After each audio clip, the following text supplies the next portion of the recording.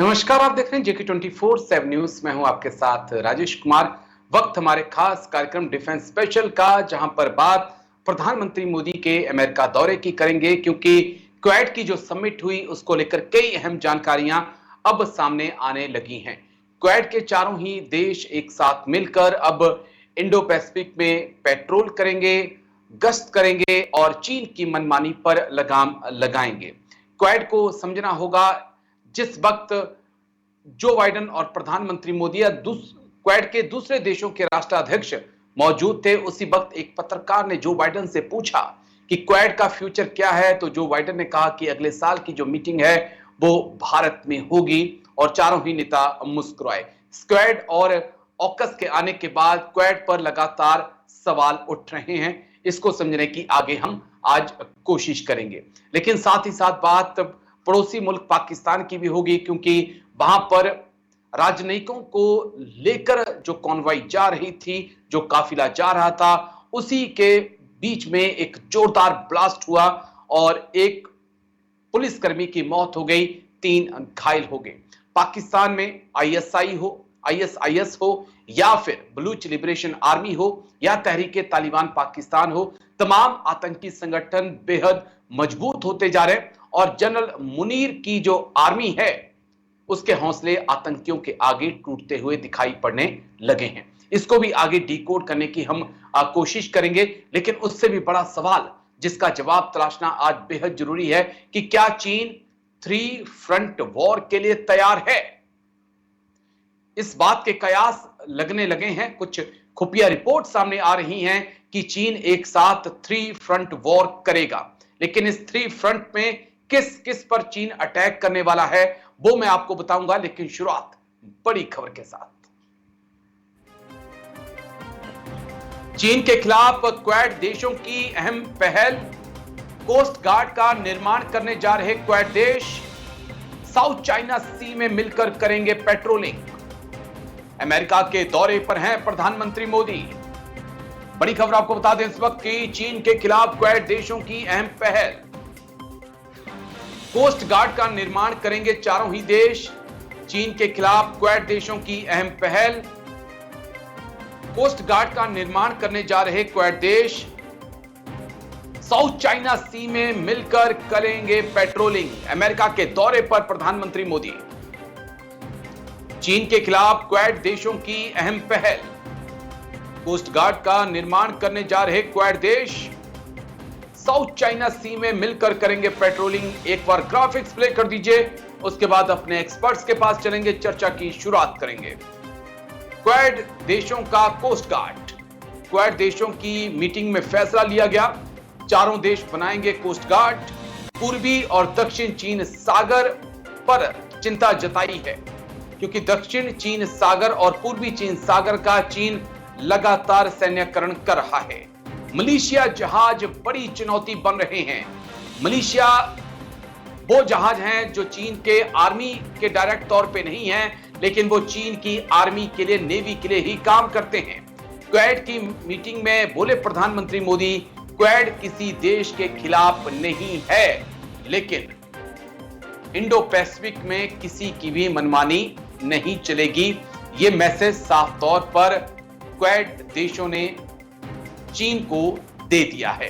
इस मुद्दे को समझना बेहद जरूरी है कि क्वेड का आखिरकार आगे फ्यूचर क्या है। क्या जो एक कोस्ट गार्ड बनाने का क्वेड देशों ने फैसला लिया है, क्या एक मिलिट्री अलायंस का एक पहला स्टेप है, या ये मान के चले कि अभी भी इसके बारे में क्वेड देश जो है विचार नहीं कर रहे हैं। 2 खास मेहमान, जाने माने एक्सपर्ट आज हमारे साथ चर्चा में जुड़ चुके हैं। Major general Ashwini Kumar Siwach sir हमारे साथ जुड़ चुके हैं। बहुत बहुत शुक्रिया सर। जय हिंद। सबसे पहले थैंक यू समय देने के लिए, शुक्रिया। डॉक्टर महेंद्र सिंह विदेश मामलों के जानकार हैं, बहुत बहुत शुक्रिया डॉक्टर महेंद्र। जय हिंद आपको भी, थैंक यू जी। नमस्कार, जय। Thank you sir. चर्चा की शुरुआत मेजर जनरल एके सिवाच सर आपके साथ मैं करूंगा। क्वेड देशों की अहम मीटिंग हुई, छन छन कर जानकारियां अब सामने आने लगी हैं। अब कहा जा रहा है कि एक कोस्ट गार्ड का निर्माण किया जाएगा ताकि ईस्ट चाइना सी, साउथ चाइना सी या फिर इंडो पैसिफिक में चारों देश मिलकर एक साथ गश्त करें। जो मेरा बड़ा बेसिक सा सवाल है कि क्या ये एक मिलिट्री अलायंस के तौर पर एक पहला स्टेप हो सकता है? क्योंकि चीन को अगर काउंटर करना है तो जापान अकेला नहीं कर सकता, अमेरिका अकेला नहीं कर सकता, भारत के लिए भी अकेला चीन का मुकाबला करना आसान नहीं है। तो क्या एक शुरुआत हो सकती है, इसको माने हम सब? हाँ बिल्कुल। देखो राजेश, ये समझना पड़ेगा कि कोड का मकसद क्या है। कोड का जो बेसिक प्रिंसिपल है वो फ्री, ओपन और इंक्लूसिव इंडो पैसिफिक। और उसके जो गाइडिंग तीन रूल हैं वो है freedom of navigation, rule based international order, जी, maintaining territorial integrity and sovereignty of all nation including minor island nation. अगर ये इसका प्रिंसिपल है और ये रूल्स हैं तो वाकई अगर कहने से तो काम चलेगा नहीं। अगर चीन दादागिरी कर रहा है साउथ चाइना सी में और इंडो पैसिफिक में, आज उसने पूरा अपना साउथ चाइना सी में समुद्र को अपने नाम कर लिया है, उसने आर्टिफिशियल जी, आइलैंड बनाए, उसके बाद 9 डैश लाइन बनाई। और क्योंकि वो इलाका जो है वहाँ 40 से 50% वर्ल्ड का ट्रेड जाता है, वहाँ गैस ऑयल में बहुत रिच है, तो वो चाहता है कि कमर्शियली वो ही इसको एक्सप्लॉइट करे। इसीलिए उसकी प्रॉब्लम है आज की तारीख में फिलीपींस के साथ भी, लाओस के साथ भी, बर्रोई के साथ भी, वियतनाम के साथ भी, मलेशिया के साथ। और जो इंटरनेशनल लॉज है उसको वो मानता नहीं है। अगर कोई इंटरनेशनल कोर्ट कोई फैसला देता है उसकी अनसुनी कर देता है। तो अगर ऐसा चीन का रवैया है तो आपको कैसे उसको रोकेंगे? अगर आपने क्वाड बनाया है और जो जी, क्वाड के बारे में बोलते हैं, बात ठीक है कि एक ये मिलिट्री अलायंस नहीं है और ये किसी के अगेंस्ट नहीं है और it is there to stay. मगर अगर इसके अंदर तीथ नहीं है, अगर इसके जी, पास कोई ताकत नहीं है, तो फिर ये चीन को कैसे मनाएगा, चीन को कैसे एक प्रकार से फोर्स करेगा कि वो इंटरनेशनल लॉज को फॉलो करे? तो ये जरूरी है कि इसके अंदर कोई ना कोई ताकत होनी पड़ेगी और ये ताकत धीरे धीरे बनेगी। और जो मालाबार एक्साइज होती है नेवल, चारों जी, देशों की नेवी, वो भी एक प्रकार से शो ऑफ फोर्स है, जिसके अंदर भारत की नेवी भी, अमेरिका की भी, और जापान की भी, और ऑस्ट्रेलिया की नेवी। तो ये जो कोस्ट गार्ड वाला, जैसे भारत के पास तो कोस्ट गार्ड है, उसके साथ साथ जी, दूसरे देशों की भी जो कोस्ट गार्ड मिलके इंडो पैसिफिक की पेट्रोलिंग करेंगे। ये पहला स्टेप है जिसकी तरफ आप इशारा कर रहे हो कि अब ये चारों के चारों अपनी जो पावर को एक्सरसाइज करेंगे और ये बिल्कुल सर। जो चीन की दादागिरी है उसको चैलेंज करेंगे। क्योंकि चीन तो वही कर रहा है जो करना चाहता है, वो अभी भी फिलीपींस को डराता है, वो उसके आइलैंड पे नहीं जाने देना। और अब तो उसने ईस्ट चाइना सी में जापान के इंटरनेशनल वाटर से निकल के जापान के वाटर में आके उसको डराना बिल्कुल। धमकाना स्टार्ट किया। तो मुझे लगता है ये सच्चाई है, आने वाले समय में इसके अंदर और टीथ होंगे। ये दो तीन बातें अभी बहुत इंपॉर्टेंट है क्वाड में। देखो, क्वाड का जो स्टैंडर्ड बढ़ा था, यूं तो 2007 में हुआ था, बीच में काफी हद तक ऐसा लगता था ये क्वाड टेक ओवर नहीं करेगा। मगर जो बाइडेन की जो थी 2021 में, उन्होंने इसको उस लेवल पे ले के आ गया हेड ऑफ स्टेट पे।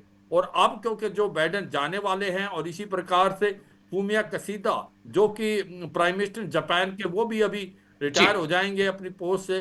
तो क्या ये बंद हो जाएगा? बिल्कुल नहीं, ये और भी स्ट्रांग बढ़ेगा। एंथनी एल्बनीज ऑस्ट्रेलिया के, भारत के प्राइम मिनिस्टर मोदी, और जो भी कोई प्रेसिडेंट सिलेक्ट होके आएगा अमेरिका का और जापान का, वो साथ लेके चलेंगे। और मिलकर काम इसीलिए करेंगे। ये जी, अब एक प्रकार से अमेरिका ने ये बता दिया है और इन चारों देशों ने कि ये डेयर टू स्टे, और ये एक चैलेंज है स्पेशली चीन की दादागिरी के अगेंस्ट। और चीन को ये समझ ठीक है आना सर। चाहिए, कहने में बोलते रहेंगे ये किसी के अगेंस्ट नहीं है, ये किसी देश के अगेंस्ट नहीं है, पर ये किसी की दादागिरी के अगेंस्ट पक्का है। और धीरे धीरे इसके अंदर टीथ आएंगे। और मुझे लगता है चीन को इसका बहुत बड़ा डर है, और चीन इसीलिए बार बार इसको एशियन नेटो बोलता है, क्योंकि उसकी वो समझता है कि अगर कोई पावर उसको रोक सकती है तो ये चारों तो देशों का वो मिलना क्वेट और एक क्वेट के प्रकार से अंदर सब वो कुछ है। पावर है। मैं आता हूं सर आपके पास, लेकिन एक चीज बड़ी अहम बात आपने कही है कि टीथ की जरूरत है क्वेट के अंदर, और दांतों की जरूरत होगी ताकि चीन का मुकाबला किया जा सके। डॉक्टर महेंद्र, मैं आपके पास आऊंगा, लेकिन मुझे एक छोटे से ब्रेक के लिए जाना है। ब्रेक के बाद मैं सीधा आपके पास आऊंगा कुछ और अहम सवाल लेकर। छोटा सा ब्रेक, जल्द हाजिर होते हैं। ब्रेक के बाद आपका स्वागत है। बड़े अहम मुद्दे पे चर्चा हम कर रहे हैं। क्वेड ने अपनी कोस्ट गार्ड बनाने का फैसला किया है जो साउथ चाइना सी, ईस्ट चाइना सी और इंडो पैसिफिक में एक साथ मिलकर पेट्रोल करे। मेजर जनरल ए के श्रीवास्तव का कहना है कि ये तो स्टार्टिंग का एक दांत है, अभी क्वेड को ऐसे और कई दांतों की जरूरत होगी ड्रैगन का मुकाबला करने के लिए। लेकिन हम डॉक्टर महेंद्र सर के पास अब चलेंगे। डॉक्टर महेंद्र, जो पॉइंट अब मेरा है कि क्वेड को हम कैसे देखें सर, जिस वक्त ऑकस का निर्माण हो चुका है, उसके पास टीथ भी हैं, दाढ़ भी हैं और स्क्वाड भी आ चुका है जहां पर साउथ कोरिया को शामिल किया है, वो भी टीथ और नुकीले दांत लेकर खड़ा हो गया है क्वेड के सामने। और ये प्रश्न अमेरिका में पूछा गया और जो बाइडेन से पूछा गया और किसी जर्नलिस्ट ने पूछा कि क्वेड का फ्यूचर क्या है, तो वो मुस्कुरा के कहे कि अगली मीटिंग भारत में होगी। यानी कि सवाल उठ रहे हैं क्वेड के फ्यूचर के ऊपर। आप कैसे देखते हैं ऑकस और स्क्वाड के आने के बाद क्वेड की भूमिका सर? नहीं, देखिए, निश्चित रूप से साफ है और यूएस प्रेसिडेंट ने कहा कि Quad is here to exist, मतलब वो रहेगा, क्वाड रहना है।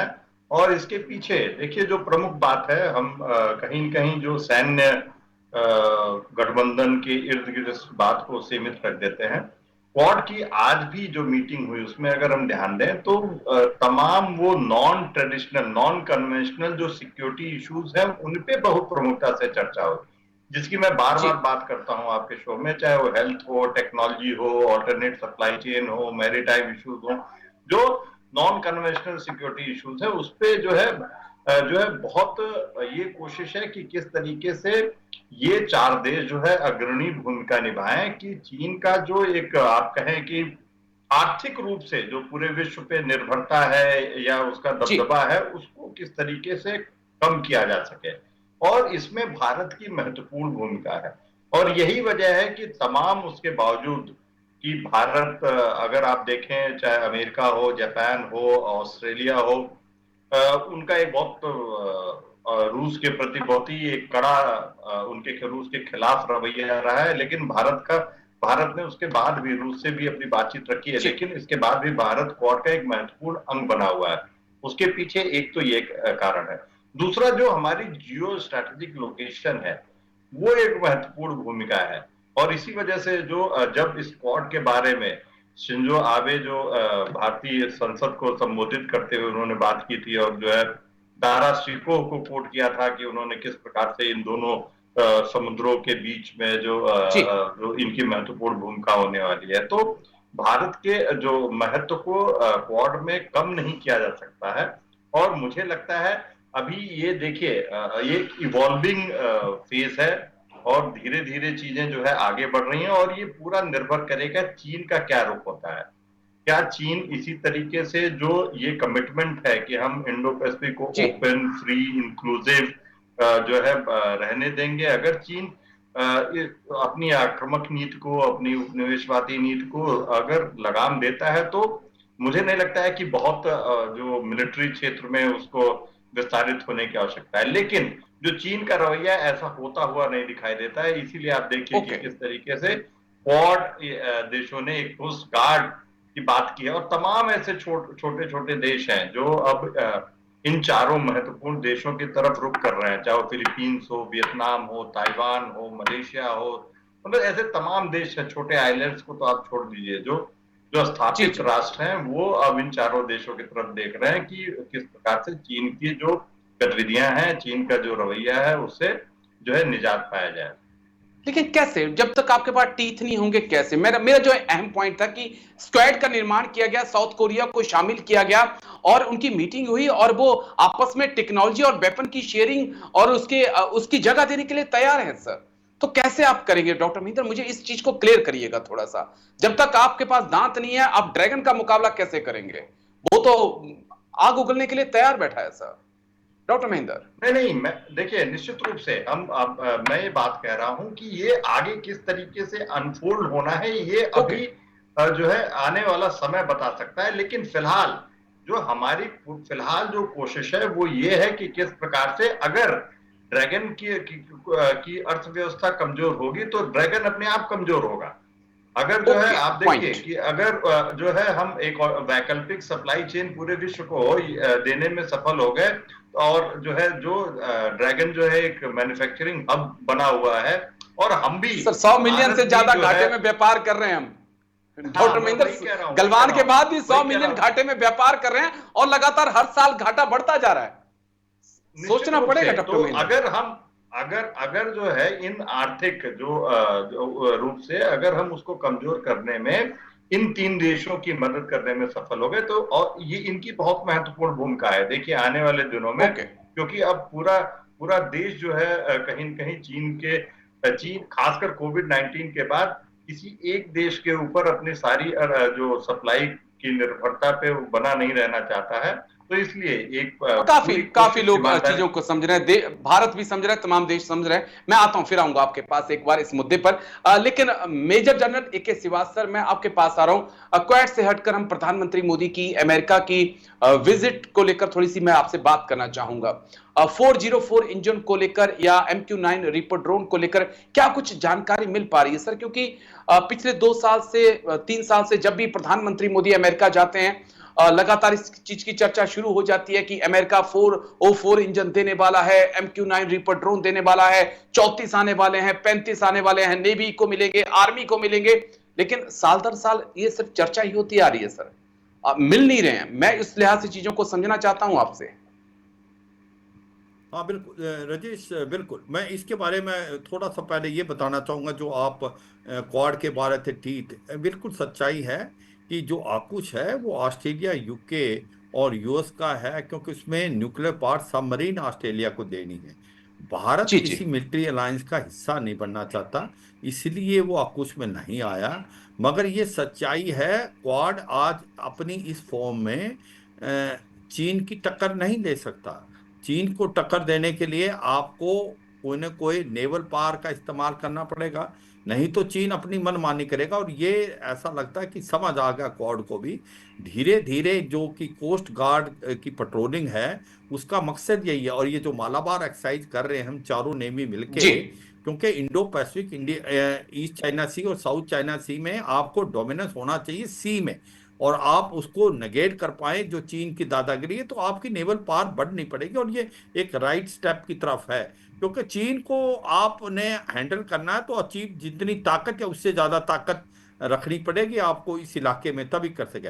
अभी आपने बात की अमेरिका की। हाँ ये सच्चाई है कि हमारे को जो तेजस मार्क 1A और तेजस मार्क 2 है, उसमें जो 404 इंजन और फिर 414 इंजन, G404, G40414, वो जनरल इलेक्ट्रिकल, वो अमेरिका से मिलने हैं। उसके अंदर डिले हुआ है, उसके अंदर स्पेशली डिले हुआ है, इसके कारण जो तेजस मार्क 1A है उसमें बनने में जी। काफी डिले आ गया है, क्योंकि ये अभी हमने प्रेशर डाला है। और इसी प्रकार से जो MQ-9 ड्रोन हैं, 31 मिलने हैं, जो कि 15 ड्रोन होंगे नेवी के लिए और 8 दो होंगे एयरफोर्स के लिए और 8 आर्मी के लिए। आपका ठीक है पॉइंट था सर। कि इसके अंदर डिले क्यों आया है, क्या वजह है। देखो ये भी सच्चाई है कि कुछ डिले तो हो सकता है। ये जिस प्रकार से सप्लाई चेन आजकल डिस्टर्ब होगी कोविड-19 के बाद, मगर कुछ ऐसा भी लगता है कि जिससे कुछ न कुछ भारत और अमेरिका के रिलेशन में कुछ एक प्रकार से तनाव आया था, ये कहो, या जी जिस प्रकार से ये केस हुआ था जो कि Sikh for justice GS Panun का, उसके जी अंदर जी। डिले हुआ है, ऐसा भी लगता है। कहने का मतलब यह है कि भारत और अमेरिका एक स्ट्रेटेजिक पार्टनर हैं।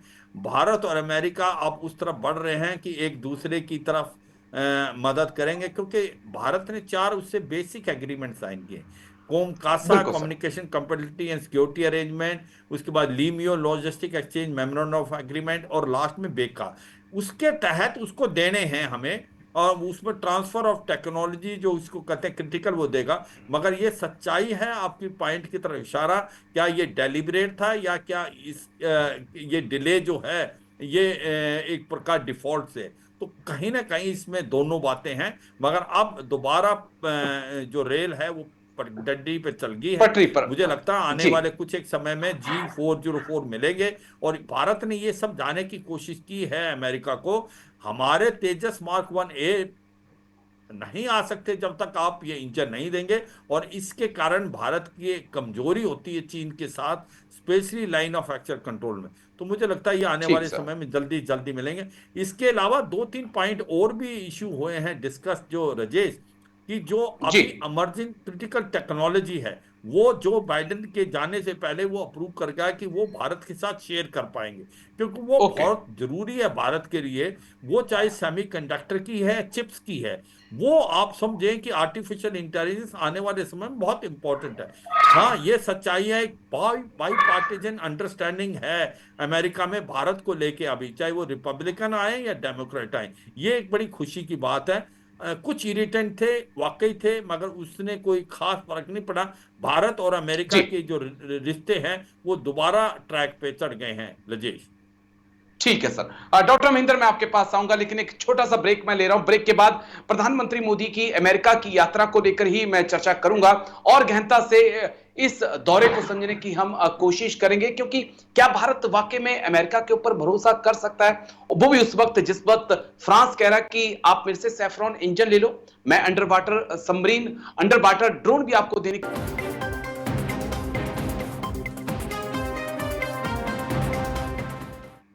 ब्रेक के बाद आपका स्वागत है। बड़े अहम मुद्दे पर हम बात कर रहे हैं। प्रधानमंत्री मोदी अमेरिका के दौरे पर हैं, संयुक्त राष्ट्र महासभा को भी संबोधित करेंगे। कई मीटिंग प्रधानमंत्री मोदी की हो चुकी हैं, द्विपक्षीय मुलाकातें हुई हैं, जो बाइडेन से मिल चुके हैं, क्वाड देशों की मीटिंग हो चुकी है। हम सीधा डॉक्टर महेंद्र के पास चलेंगे। डॉक्टर महेंद्र, एक पॉइंट मुझे और समझाइएगा, कितना ट्रस्ट आप अमेरिका के ऊपर कर सकते हैं? अमेरिका इंजन या ड्रोन की देरी उस वक्त कर रहा है जिस वक्त भारत 2.5 फ्रंट कहें तो अब 3 फ्रंट की चुनौतियों का सामना कर रहा है, और पाकिस्तान की एयरफोर्स को चीन लगातार आधुनिक करने में लगा हुआ है। इस बीच फ्रांस का कल सामने आना और कहना कि हम आपको सैफरॉन इंजन देने के लिए तैयार हैं, अंडर वाटर ड्रोन आप हमसे ले लीजिए, हम आपके साथ न्यूक्लियर सबमरीन भी बनाने को तैयार हैं। तो कैसे आप देख सकते हैं, कितना भरोसा हम अमेरिका पे करें और कितना फ्रांस पे कर सकते हैं, जो हर मोड़ पे हमारे साथ खड़ा नजर आया है सर? राजेश जी, तो भारत जो है वो कोशिश निरंतर उसका प्रयास इस दिशा में है कि किस तरीके से वो अपनी सैन्य आवश्यकताओं का डाइवर्सिफिकेशन कर सके। जो हम रूस पे पहले निर्भर होते थे, निश्चित रूप से हम अमेरिका, फ्रांस, जर्मनी और इजराइल, ये तमाम देश हैं जहां हम कोशिश कर रहे हैं कि जहां से हमारी जो रक्षा संबंधी जरूरतें हैं वो पूरी हो सके। तो हम किसी एक देश पे निर्भर होकर नहीं चलना चाहते, क्योंकि आज का विश्व जो है वो वैश्विक, आप ऐसा कहें कि एक ऐसी जटिलता के दौर से गुजर रहा है कि आप किसी भी एक देश पे, जैसे पहले जो आप कहें कोल्ड वॉर के दौरान, तो जो विचारधाराओं का संघर्ष था, तो दो ध्रुव थे, तो एक ध्रुव एक दूसरे के ऊपर निर्भर करते थे। लेकिन अभी जो मल्टीपोलैरिटी है, बहुपक्षीय जटिलताओं का जो वैश्विक व्यवस्था है, उसमें आप निर्भर नहीं रह सकते। और भारत को ये पता है, भारत की विदेश नीति देखें हम, भारत की कूटनीति देखें, तो हम निरंतर इसी दिशा में काम कर रहे हैं कि हम किस प्रकार से जो हमारी डिफेंस जरूरतें हैं या जो बाकी हमारी अर्थव्यवस्था की भी जरूरतें हैं, वो हम किसी एक देश के ऊपर निर्भर ना होके हम तमाम जो है अपने सहयोगी, और इसी वजह से बार बार मैं एक शब्द का कि हम multi aligned, multi layered foreign policy या अपना रहे हैं। और आप देखिए कि जहां एक तरफ हम यूएस के सारे जितने भी जो टॉप सीईओज हैं उनसे प्रधानमंत्री मिलते हैं, और जो इमर्जिंग न्यू एज टेक्नोलॉजीज हैं उस पर किस तरीके से सहयोग किया जाए उसकी बातचीत करते हैं। तो हमारी कोशिश है कि किस प्रकार से जो एक आप कहें कि एक दौड़ में हम कहीं पीछे छूट गए थे, वो वापस उस पेस पे उस पे पकड़ने की आवश्यकता है। और हमारी विदेश नीति कोशिश कर रही है, जो हमारे तमाम देशों के साथ जिस तरीके से संबंध बनाए जा रहे हैं, हम कतई नहीं कहते कि हम सिर्फ अमेरिका के ऊपर निर्भर करते हैं। हमने इसके साथ ही रूस का भी, जो तमाम एक चर्चा का विषय है, जो खासकर वो लोग भारत के लोकतंत्र पे की विचारों पर प्रश्न उठाते हैं कि भारत क्यों रूस जैसे देशों के साथ खड़ा है, अपना स्टैंड वो करे। वो देश ये बात नहीं करते कि अमेरिका क्यों जो है कभी चीन जैसे देश के साथ खड़ा था, अमेरिका क्यों जो है तमाम ऐसे गैर लोकतांत्रिक देशों के साथ अमेरिका ने सहयोग किया। तो ये देखिए ठीक निश्चित है, रूप से एक संघर्ष है और सारे देश अपने हित साधने की कोशिश कर रहे हैं। कोशिश करें। चलिए मैं लौटता हूं आप दोनों के पास एक बड़ी खबर, उसके बाद शिवाज सर मैं आपके पास आऊंगा। एक और बड़ी खबर आपको बता दें इस वक्त की, तो जापान को लेकर बड़ी खबर सामने आ रही है। 3 फ्रंट वॉर की तैयारी कर रहा चीन। अमेरिकी इंटरप्राइज इंस्टीट्यूट की यह रिपोर्ट है, किसी भी समय जापान अमेरिका पर हमला कर सकता है चीन। ताइवान पर हमले से पहले ये दोनों देश निशाना होंगे। 3 फ्रंट वॉर की तैयारी में चीन।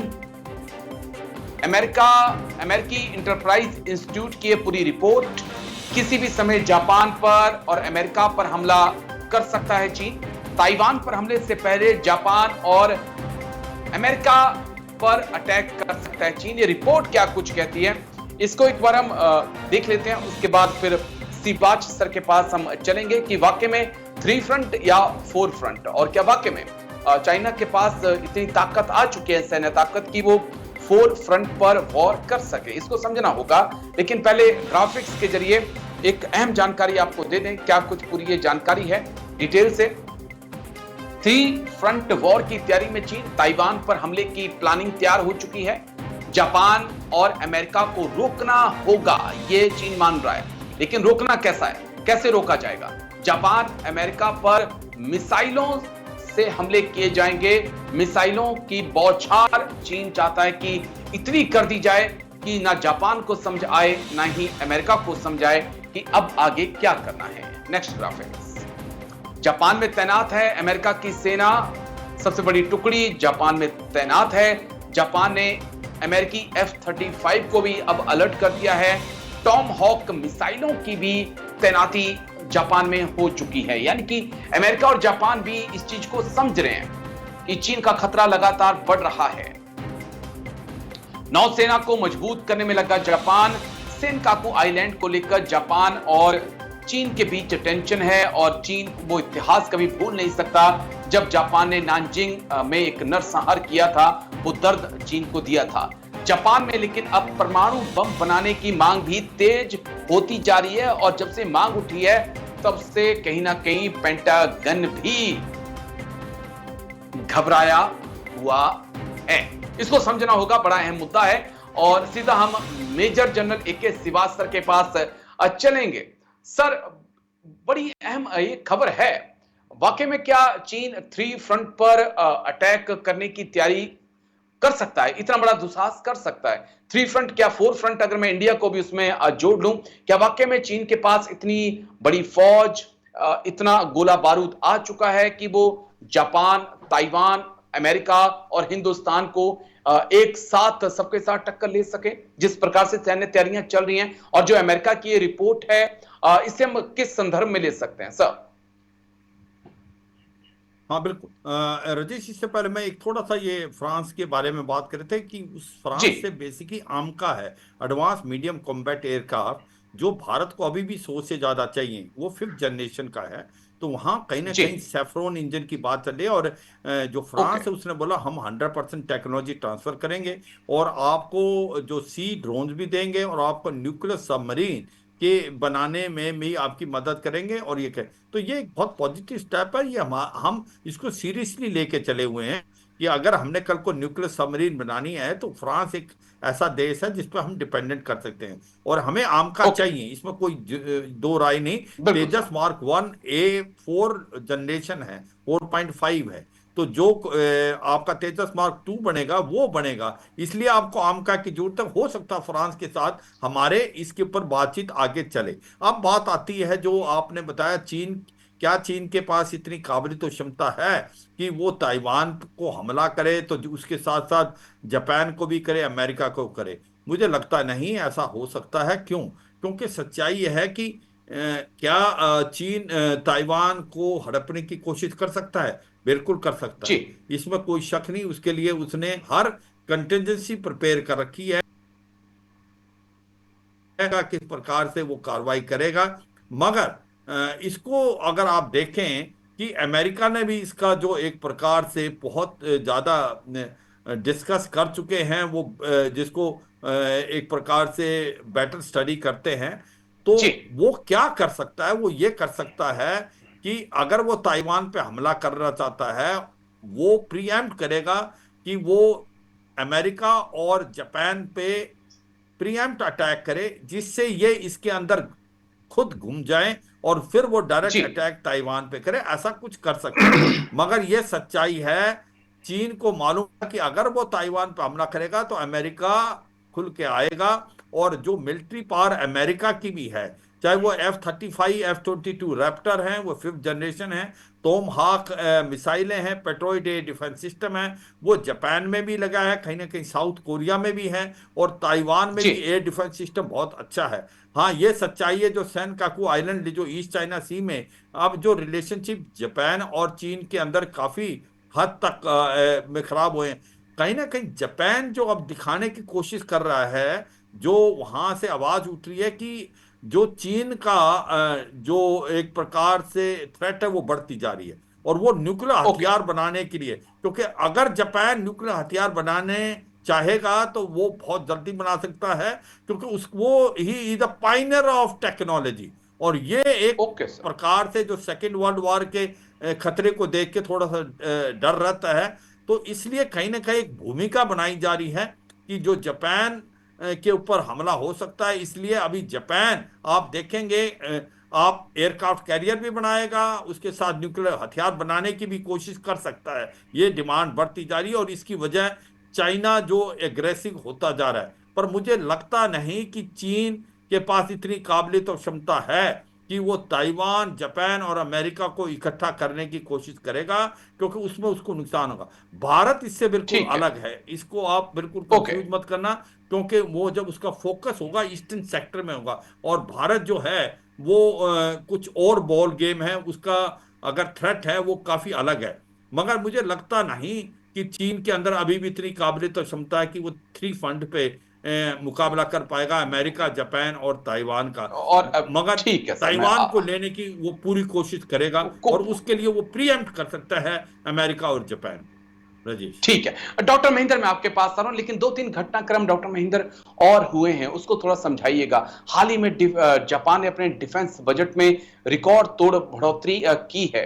अब वो हथियारों की भी खरीदारी बढ़ा रहा है, नौसेना को आधुनिक बनाने में लगा हुआ है। और हमने देखा कि चाइना की एयरफोर्स और चाइना की नेवी ने जो स्पेशल इकोनॉमिक जोन जापान का है उसकी सीमा को लांगा है, उसके अंदर वो गए हैं। ईस्ट चाइना सी में भी अब चाइना बहुत एक्टिव हो चुका है। तो क्या वाकई में जापान के ऊपर चीन का खतरा बढ़ता जा रहा है? और एक पॉइंट मैं आपसे और समझना चाहूंगा कि क्या जापान में अगर परमाणु बम बनाने की मांग उठ रही है तो चीन से ज्यादा टेंशन मुझे लग रहा है पेंटागन के लिए भी होगी, क्योंकि जापानी जहां तक मैं जानता हूं वो भूलते नहीं है और ना वो क्षमा करते हैं किसी को। हाँ, देखिए निश्चित रूप से, लेकिन जो बदली हुई परिस्थिति है राजेश जी, पूरे विश्व की जो वैश्विक व्यवस्था है, ऐसे में ये साफ है कि चीन के रवैये से जापान, साउथ कोरिया, अगर आप उनके पड़ोसी देशों की बात करें तो ये निश्चित रूप से ताइवान के अलावा परेशान है, और बहुत बुरी तरीके से परेशान है। बार बार जो है कहीं न कहीं ये खबरें आती हैं कि जो उनकी जो मैरीटाइम जोन है उनमें चीनी जहाज प्रवेश कर गए, उनके जो एयर स्पेस में जो है चीनी जहाजों ने जो है देखे गए। तो ये साफ है कि कहीं न कहीं चीन जो है उकसाने की कोशिश कर रहा है, चीन बार बार जापान को, और इसका नतीजा दिखाई भी दे रहा है। जिस प्रकार से जापान ने अपनी मिलिट्री न्यूट्रलिटी की पॉलिसी सेकेंड वर्ल्ड वॉर के बाद जो अपनाई थी वो छोड़ के, और आज जो अपने हाईएस्ट बजट है उनका डिफेंस का, और जीडीपी का सबसे जो है अधिकतम पोर्शन जो है इस बार उनके डिफेंस बजट पे आ रहा है, और तमाम तरीके के जो आर्म्स और डिफेंस एग्रीमेंट अमेरिका के साथ हुए हैं जापान उससे लेने के लिए तैयार है। तो ये साफ है कि जापान भी अब सिर्फ पेंटागन के भरोसे नहीं रहना चाहता है, और जापान के लोग भी चाहते हैं कि वो भी जो अपने जो सक्षम हो सैन्य रूप से और अपनी रक्षा करने के लिए, और इसका खतरा चीन को है। जहां तक चीन का अभी चर्चा हो रही थी कि चीन की सैन्य क्षमता क्या है, और ऐसी रिपोर्ट जो आती है निश्चित रूप से इसको हम पोटेंशियल पावर कह सकते हैं चीन की, कि चीन के पास इतने सबमरीन्स हैं, इतने नंबर्स जो है उनके पास न्यूक्लियर वॉरहेड्स हैं, लेकिन मुझे नहीं लगता है कि चीन किसी भी, चाहे ताइवान का मुद्दा हो, चाहे जापान और कोरिया का मुद्दा हो, या किसी और भी आइलैंड का मुद्दा हो, चीन कभी भी किसी भी युद्ध में फंसने की जी कोशिश नहीं करेगा। और ये सारे जो रिपोर्ट्स और खबरें आती है, मुझे लगता है कि ये चीन का जो इंफॉर्मेशन वॉरफेयर है उसका हिस्सा है कि उसकी शक्ति को बढ़ा चढ़ा के जो है पूरे विश्व के समक्ष प्रस्तुत कर रहा। जी हाँ, मैं कतई नहीं कह रहा हूं कि चीन की शक्ति में वृद्धि नहीं हुई, निश्चित रूप से बहुत भारी वृद्धि हुई, लेकिन अभी भी अगर आप जो पोटेंशियल पावर जिसको कहते हैं, उनकी आप सैन्य क्षमता, उनके जो बाकी अमेरिका के न्यूक्लियर पावर मुकाबले में देखो, नहीं है अभी जी भी जी अमेरिका काफी आगे है चीन से। तकनीक की बात कर लें तो ऐसे में मुझे नहीं लगता है कि चीन ऐसी कोई कोशिश ठीक करेगा, है। लेकिन निश्चित रूप से जिस प्रकार जापान ने अपना सैन्य बजट बढ़ाया है, डिफेंस बजट बढ़ाया है, और इसके अलावा वो तमाम खतरा यूरोप खतरा के जो देशों खतरा ने बढ़ रहा है बस वो में, क्योंकि पूरे वक्त थोड़ा विश्व सा के कम लिए होता जा रहा है। वक्त थोड़ा सा कम होता जा रहा है, माफी चाह रहा हूं। बस एक आखिरी सवाल, 1 मिनट में एक जवाब सी बात सर आपसे मुझे चाहिए होगा कि क्या चाइना उस जिन को बोतल से बाहर निकालने की कोशिश कर रहा है जिसे अमेरिका ने बड़ी मुश्किल से 1945 में बंद किया था? क्योंकि जापानीज क्या कर सकते हैं, वो सेकेंड वर्ल्ड वॉर और फर्स्ट वर्ल्ड वॉर के बीच दुनिया देख चुकी है।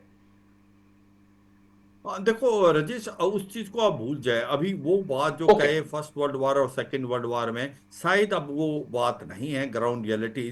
अब जो है असलियत में जापान को भी डर है कि जिस प्रकार से नॉर्थ कोरिया और चीन का गठबंधन हो रहा है, जिस प्रकार से एक्साइज हो रही है, कहीं ना कहीं रूस भी मिल गया है, तो जापान को लगता है कि अपने डिफेंस के लिए उसको तैयार होना पड़ेगा। और ये अंदर से आवाज आ रही है। और जापान को जो अम्ब्रेला दिया है अमेरिका का, उसके तहत उनको कुछ चीजें नहीं कर सकते, मगर अब धीरे धीरे करेंगे। उनके पास जिस प्रकार से अब वो न्यूक्लियर पावर सबमरीन भी बनाएंगे, आने वाले टाइम में न्यूक्लियर भी जी हो जी जी सकते हैं, अपनी एयर पावर को बढ़ाएंगे। अब कितनी देर वो जो अम्ब्रेला है अमेरिका का उसको लेके चलेगा, क्योंकि चीन जो है वो बहुत ज्यादा अग्रेसिव होता जा रहा है साउथ चाइना सी और ईस्ट चाइना सी में। और नॉर्थ कोरिया को भी आप देखें, उसका भी एक थ्रेट बढ़ता जा रहा है।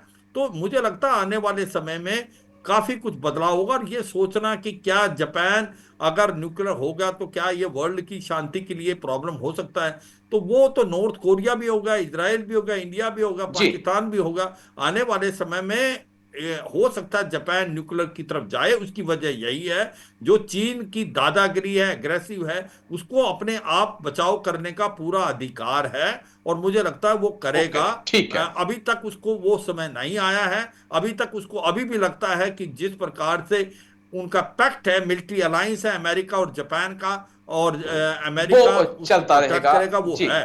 मगर धीरे धीरे ठीक है ये सर। बात में बदलाव आएगा रजेश। चलिए ऐसी हम उम्मीद करते हैं। बहुत बहुत शुक्रिया आपका major general AK Shrivas sir.